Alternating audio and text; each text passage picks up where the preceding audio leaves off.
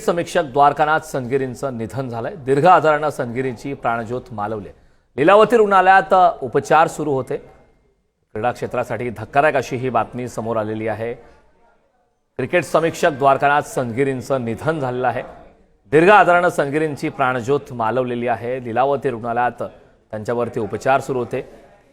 क्रीडा विश्वात द्वारकानाथ संजगिरींचं एक मोठं नाव आहे। क्रिकेटवरचं विश्लेषण असेल किंवा क्रिकेट समीक्षक म्हणून एक वेगळ्या प्रकारची ओळख द्वारकानाथ संजगिरी यांची होती। मात्र आता एक धक्कादायक आणि दुःखद अशी बातमी आलेली लीलावती रुग्णालयात उपचार सुरू होते। मात्र उपचारादरम्यान संजगिरी यांची प्राणज्योत मालवलेली आहे। लीलावती रुग्णालयात त्यांच्यावरती उपचार सुरू होते, तर दीर्घ आजारानं संजगिरींची प्राणज्योत मालवली आहे।